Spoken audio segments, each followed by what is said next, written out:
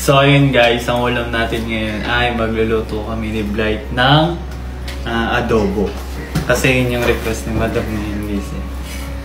Kasi favorite niya daw to. Gusto niya daw ng, ng may sabaw. Ayaw naman daw niya ng tuyo. Kasi kahapon di ba giniling na yung ulam? Tuyo. Ayan guys, nag-slice lang ako dito ng bawang tsaka sibuyas. So ayun guys, natapos ng mag-yelo yung manok. Ayun na. Nag-yelo? Nag-yelo siya kanina kasi galing sa sa refrigerator. Tapos ito, ayun guys, sinalang ko na yung kawali. Sindihan na natin. Painitin muna natin guys. Tapos lalagyan natin siya ng mantika. Nagdubigit dapat kasi pinainit mo muna ng bongga. Ayun guys, pwede na to i-set aside muna natin siya. Tapos magigisa na tayo ng bawang at sibuyas. Calories. Taba. It doesn't have taba. Calories. Calories. Hindi na pa naman siya brown. Ayun na yan. Wala, tumatalsik siya. Oil. Magigisa na tayo ng bawang at sibuyas. Mga lang natin ito mag-golden brown. Hindi ko na siya inugasan guys kasi para kapag may lasa. natin yung manok.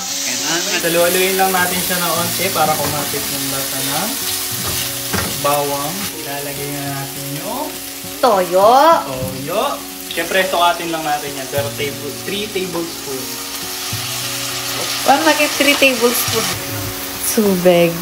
Tubig. Bango ah. At ayan na nga, inalo-halo ko na.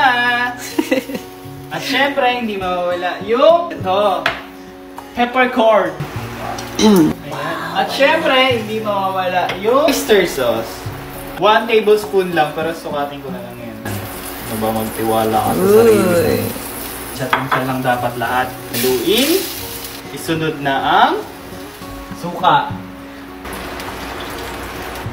Konti lang yung nilagay ko guys kasi ayaw ni Mrs. ng maasim. Bango. Yung asukal pala. Ano ko ang asukal guys? Isang kutsara lang nilagay ko guys. Guys, bago ko muna siya tatakpan, syempre hindi mawawala ang ating chicken broth cubes. Okay, lagyan na natin. Meron sa amin tunay na magic. So ayun guys, aakit na kami. It's about 30 minutes na. She need to eat na. Sabay-sabay namin kakain sa tatlo sa taas. Lalagay ko na lahat kasi konti lang naman to eh. Okay. So yun guys, tapos na kami kumain. Naubos mo? All goods.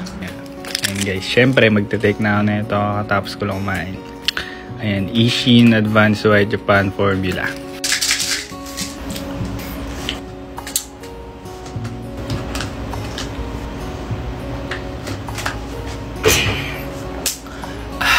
So, guys, ilalagay ko na lang sa yellow basket kung gusto nyo mag-checkout ng binibenta ko. Ayan, Ishin.